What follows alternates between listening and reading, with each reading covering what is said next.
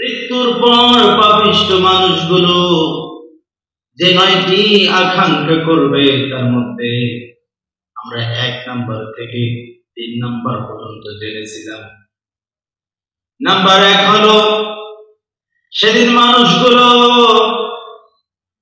আফসোস করবে এই বিপদকালে যদি আমরা মাটি হয়ে যেতাম তাহলে কতই না ভালো হতো।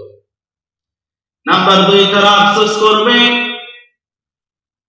আমাদের এই কঠিন জীবনের জন্য যদি আমরা দুনিয়াতে আমাদের জন্য কিছু আমল করতাম তাহলে আজ কতই না ভালো হতো। 3 নাম্বার আফসোস তারা করবে আয় আফসোস যদি আজকে আমাদের এই বদ আমলগুলো না দেয়া হতো তাহলে কতই না ভালো হতো। আমার ভাইরা, আজকের জুমায় আমরা জানতে পারবো বাকি যে আফসোস গুলো ওই পাপিষ্ঠ মানুষগুলো করবে তার মধ্যে 4 নম্বর আফসোস হলো রব্বুল আলামিন সূরা ফুরকানের 28 নম্বর আয়াতে রব্বুল আলামিন জানায় দিলেন ইয়া ওয়াইলাতা লাইতানি লাম আত্তাখিদ ফুলানান খলিলা। রব্বুল আলামিন সূরাতুল ফুরকানের 28 নম্বর আয়াতে তিনি বলেন সেই দিন মানুষগুলো আফসোস করবে আয় দুর্ভোগ আমার কপাল, যদি আমরা দুনিয়াতে থাকাকালীন অমুককে বন্ধু হিসেবে গ্রহণ না করতাম তাহলে কতই না ভালো হতো। দুনিয়াতে যারা মদখোর, গাঁজাখোর, বাবাখোর এই সমস্ত নেশাখোরদেরকে বন্ধু বানায়, আল্লাহ রাসূল বলেন দুনিয়াতে যার সাথে যারা মিলবেশি তার সাথেই তার হাসর নাসর করানো হবে। আমার ভাইরা, আমরা যে নেশাখোর, গাঁজাখোর এইরকম খারাপ বন্ধুদের সাথে চলি, বন্ধু বলে ও বন্ধু দে না একটা টান দিলে কিছুই হবে না। এরপরে সেই বন্ধুর কথা মানতে গিয়ে বন্ধু 1-2টা টান দিল, পরের দিন বলল ও বন্ধু তুমি যে সিগারেট টান দিয়েছো, গাঁজা টান দিয়েছো, এতে তোমার কি অনুভব হয়েছে? বন্ধু বলল না ভালোই তো লাগলো। বন্ধু বলতেছে যদি ভালো লাগে তাহলে আজকে নে পুরোটাই মেরে দে।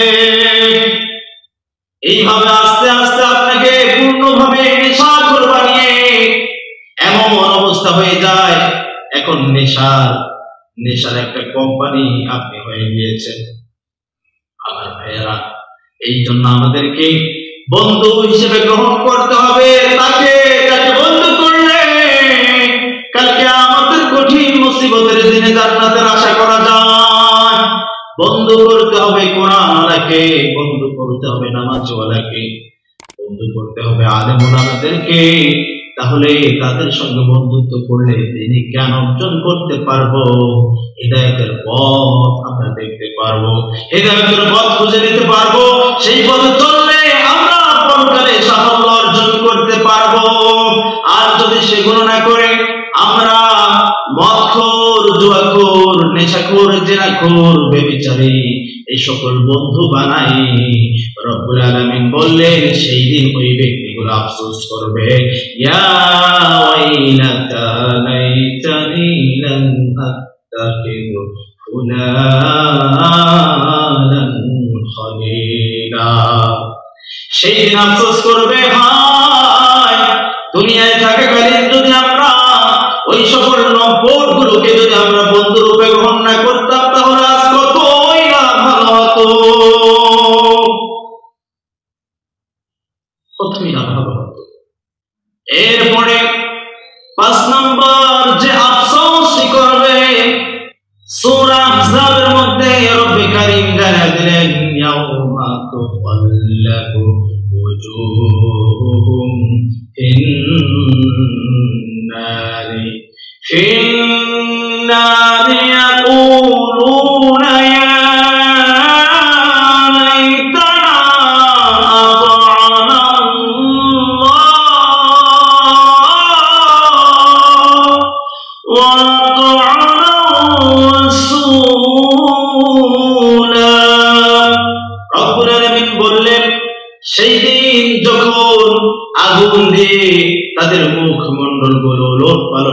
দেয়া হবে। সেই দিন তারা বলবে, হায়, দুনিয়াতে যদি আমরা আল্লাহর দলে চলতাম, রাসূলের দলে চলতাম, রাসূলের আদর্শ মানতাম, আল্লাহর গোলামি করতাম, আজকে আমাদের এমন এইরকম আযাব সইতে হতো না, আজকে আমরা সাফল্য অর্জন করতে পারতাম। কেন আমরা দুনিয়ায় আল্লাহ রাব্বুল আলামিনের দলে চলি নাই, রাসূলের আদর্শ গ্রহণ করি নাই, রাসূলের বিরোধিতা করেছি, আল্লাহর বিরোধিতা করেছি, কোরআনের বিরোধিতা করেছি, তাই আজকে আমাদেরকে আফসোস করতে হচ্ছে। আমার প্রিয় ভাইয়েরা, পবিত্র কুরআনুল কারীমে রব্বুল আলামিন জানিয়ে দিয়েছেন সেদিন তারা আফসোস করবে, আমরা কেন দুনিয়ায় থাকাকালীন আল্লাহ তাআলার গোলামি করিনি, কেন রাসূলের আদর্শ মানি নাই। বলেন তো সেই দিন আফসোস করে কোনো লাভ আছে নাকি? লাভ আছে? আমার বন্ধুগণ, ভালো করে মনোযোগ দিয়ে শুনবেন।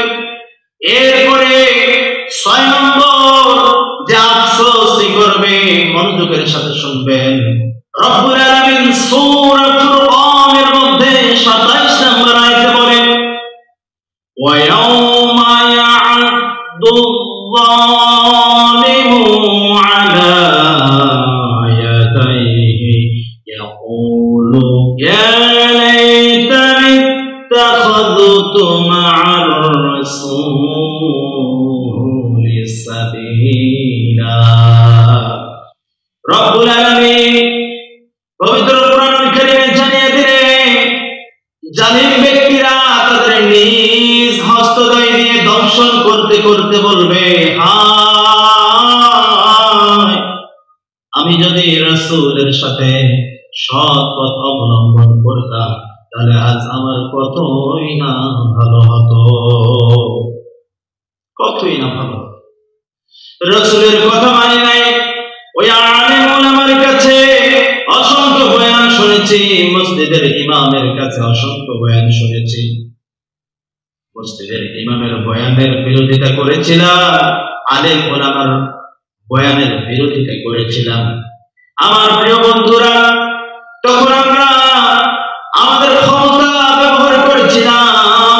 সব ক্ষমতার মালিক আল্লাহ, তিনি ব্যতীত আর কেউ ক্ষমতাশালী হতে পারে না। সামান্য ক্ষমতা পেয়ে আমরা আল্লাহকে ভুলে গিয়ে রাসূলের পথ বাদ দিয়ে নিজে পথ তৈরি করে সেই পথেই চলেছি, অথবা বাতিল নেতার হুকুম পেয়ে আমরা কোরআনের পাখিদেরকে ধরতাম, মারতাম, গালিগালাজ করতাম, তাদেরকে শাস্তি দিতাম, তাদেরকে বন্দী করতাম, এমনকি তাদেরকে ফাঁসি দিতেও পিছুপা হতাম না। রব্বুল আলামিন বললেন, সেই দিন ওই জালিম ব্যক্তিগুলো নিজের হাত দিয়ে নিজেকে দংশন করবে আর বলবে, হায় হায়,